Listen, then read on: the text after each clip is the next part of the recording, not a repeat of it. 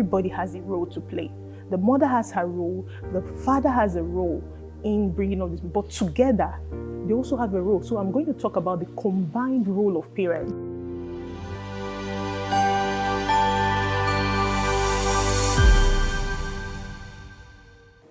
A child, as we know, as humans, we say a child is the offspring of a parent. Yeah. That is a man and a woman. That's it. However, according to the UNICEF, a child is somebody who is less than 18 years.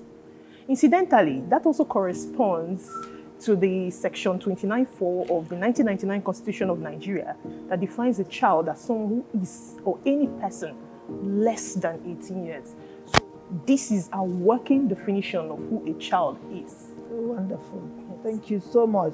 And I will ask you again, who is a parent? So, a parent can be biological parents, yes, surrogate mother or parents, adoptive parents, or guardian, yeah, or caregiver. So, we're going to mix this a little bit. So a biological parent is that this man, a man and a woman. Yeah. A man brings the sperm or donates the sperm. Yeah. The woman is the mother who donates the egg, and both of them give birth to that child. So that is the biological parent. Yes. Now, when it comes to adoptive parent, these people don't necessarily have to have contributed biologically, but legally, they've taken up the responsibility of being the guardian, the legal guardian of a child. So these are adoptive parents. Okay. Now, when we have surrogate parents, surrogate mother, you see that is not a biological parent, yes, but because of the advancement in technology, so the person is the one carrying this baby. Yes. So that's a surrogate parent. Wonderful. Now, in our culture, when these people, let's say an orphan or a child who doesn't have parents alive, maybe a single orphan or a double orphan that maybe has lost both people, one or both parents, the extended family, which is the Anibo, the community in our culture, you see, we do this, they say is Ufunya Narazonwa. No, the community owns a child. So either the uncle, the grandparents, or a close relative, or even the community takes up that responsibility of being the caregiver and the guardian of a child. So in other words, you see that a child is not alone, shouldn't be alone. So that is just what the definition in a nutshell of parents is. Wonderful. Yes. Well, that's very important. At least we know what a child, who is a child and who is a parent. And there are stages of this childhood. Yes, Can absolutely. we enlighten our viewers on that stages? Thank you very much, Your Excellency. So, this is something I really like talking about because people seem to lump it all up together. And these stages are very important because at each stage, you see that a parent has a special role to play. Very. For example, now, the neonates, we have the neonates. These are from the period, that point of birth, that is 0 to 28 days, that's 4 weeks. Okay. So that is a neonate. Okay. And then we have the infancy, the period of infancy. That's an infant is a child who is less than 12 months of age. So you see that a neonate is also an infant. Yes, an infant, yes. Then we have the toddlers. These are from 1 to 3 years. So after infancy, we have toddlers. Then we have preschoolers. These ones have not started school. Yes. Usually. So less than 5 years, 3 to 5 years. Then we have the school age. Okay. You see, because of that our system of education, most of them start primary school from 6 years. So the school age is from 6 to 12 years. Then we have the adolescent period, which I'm so particular about. And that age is that critical period of transition from childhood to adulthood. So that's from 10 to 19 years. So you see that some school-age children are also adolescents. Yeah. So these are the phases of childhood. Okay. Yes, this brings us to Roles of parents in child health. Thank you very much, Your Excellency. I discussed this with the Rotary. They invited me for a talk on the role of parents. And parents are guardians. So, for want of time, we're not going to split it into the role of a mother because everybody has their role. Yes. Everybody has a role to play. The mother has her role, the father has a role in bringing up this, but together, they also have a role. So I'm going to talk about the combined role of parents and being guardians, caretakers, caregivers of this child. So the major role, a little deviation, the Child Rights Act, if we go through the Child Rights Act, you see that the Child Rights Act talks about a child, everything about a child. The child has a right to life, has a right to good health, right to basic education, and so on. So the role of parents should be subsumed into protection, provision, guidance, advocacy, prevention of diseases and other things that are not related to diseases but are going to cause adverse effects on the child. So these are the roles of parents. Now, if we break it down, bearing in mind those stages of childhood we talked about. We talked about the neonatal period. In fact, it can even date back to from the time of conception. So we need to even think about the health. We have to define health. So we've defined the role of a child, and then we're talking about the health. What health is? What is health? Yes. Health is the complete and total well-being, which includes the physical aspect of health, physical health, mental health, and social well-being, social health. So the role of parents, as we already discussed, is on provision, protection, and all that.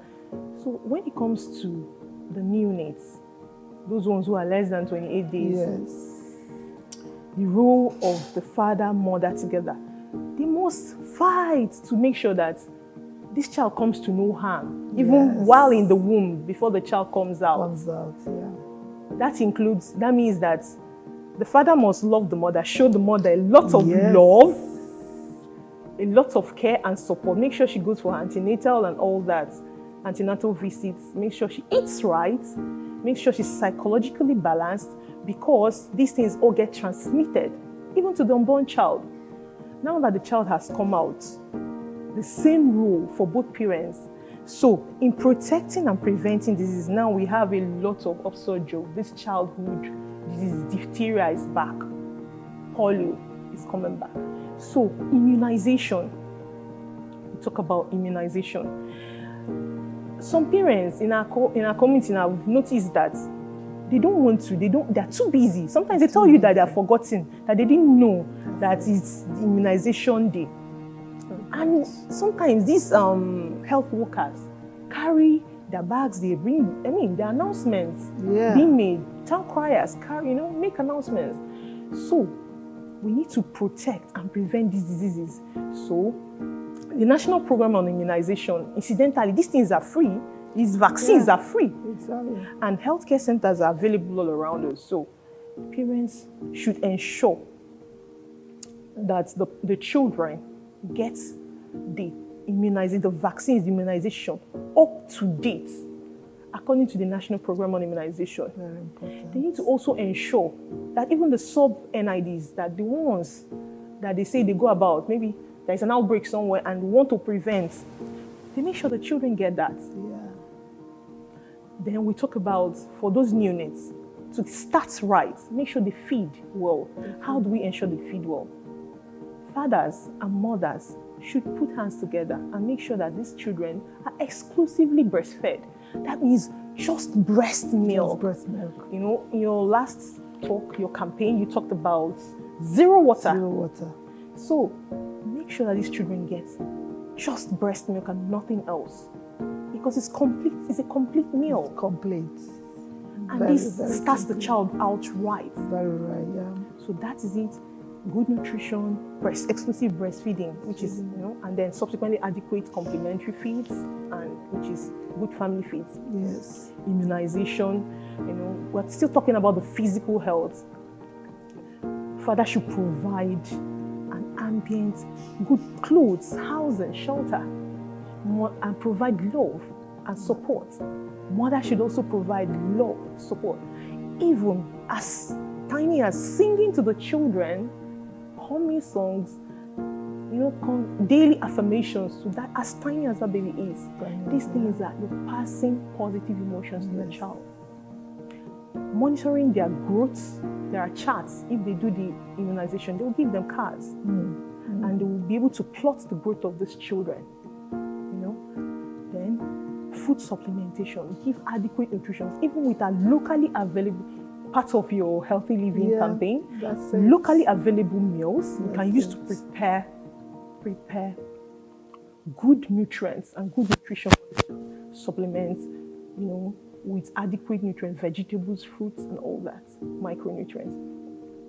Then there is no point really having a lot of children, which is where family planning comes in. There's no point having a lot of children and then sending them out to suffer. So, of course, we're still going to talk about this later in subsequent boards. Then education, it cannot be overemphasized. Children should be sent to school. Sending them to school is not just that you're sending them to read and write. It's also giving them social well-being, because they get to meet people, interact with people, develop emotional intelligence while in school, develop what we call adversity quotient, increase and improve adversity quotient, how to deal with issues, develop psychomotor skills. So these are a little bit about the physical aspect. And we come to the mental aspect. Of course, these are different stages in the neonates, in the preschool, in the school age. Now, when we come to part of things like, I'll give an example, poisonings are now increasing. Parents store things like pesticides in ever bottles, in ever bottled water. So a child is thirsty, and that is kerosene being stored in a bottle. The child takes it to drink. So these are things to protect your children. Safe storage of chemicals and things. Let there be a safety cupboard in every home. Lock it up, out of reach. Then things should be appropriately labeled and kept out of reach of children. Toys, again, we talked about things like aspiration, keeping them safe from harm. We don't want them to have things, nuts. You don't say because a child is hungry, you don't want the child to keep disturbing you. Then you give the child something that the child could, unintentionally swallow and choke. So still on that protection. Then as a parent and the caregiver, need to keep fighting and speaking up for your children. We come to the mental health aspects, both in the adolescent, hugging children. We were discussing this just before we started. As we send hugs, tell them daily, I love you. That builds self-confidence, self-esteem for the child. Listening to the children, learning to tell them thank you when they do things for us. Say thank you. We want to say please. When you offend, say, oh, I'm sorry, I didn't mean to. It doesn't make us a little less, when we say thank you, please, I'm sorry. Because children learn what they live. They learn, exactly. So we're also sending them, being good role models by doing these simple things. And as we teach them, and they learn through they learn by example. As we're doing these things and they're learning, oh, mommy can say I'm sorry, daddy can say I'm sorry, daddy say thank you, daddy say please. They also learn that. So also learning to tell them, to have confidence, because the issue of bullying, when we build that self-confidence, this issue of bullying that is really escalating. I think the other day they talked about a child who committed suicide because the child was bullied by peers. So imagine if that child at home, the parents told him or Talk her, to you him know, or her what about to that. expect. Exactly. You know, prepare the Exactly. child, you know, and then followed up or listen. It's possible, because from then it's possible that this child could have come home and said, "Hey, see what's happening at school." And Yes. dad and mom were too busy. So we should spend time with our kids, you know, out of the busy schedule. No matter how busy and how stressful it is, create time to listen. Hug them. It's not these absentee fathers. You know, it's not enough to just drop money and then you're off. It's not. You know, it's not everything. It's not. So Wonderful. when we as parents come together, listen to the children, we improve their social well-being, we improve their mental health, Yeah. help them to realize that the cup is not empty. Because I mean, this is a cup and my cup is 3/4 full, you know. Somebody else may be seeing this as, this cup is empty. Empty. But I'm seeing it as, it's 3/4 full. It's almost full. Half full. Exactly. Yes. It's better to sit that way. Yeah. So get them to see the positive side of everything, because that builds hope for them, improves their resilience, and that improves their mental health, positive mental health, which is very important for our children these days. Awesome. Yes. Awesome. Thank you so much. Everything you've said now is like music to my soul, because this is one thing I talk about every time. Parents showing love to children is we can't overemphasize this. Showing these children love, making them your best friend, like what you talked about, the child committing suicide. If the parents, if the mother, if the father is showing enough love to this kid, there is no way this kid will talk. You must talk to the parents, or you as a parent, talking to them beforehand about bullying. These are things we need to discuss with these children. Show them love. As you said, when you talked about telling them, I love you, sending them out in the morning when they're going to school. Okay, have a wonderful day, love you all. And those kids, we need to start teaching these children how to love. And we can't do it without loving each other. And that's another point again.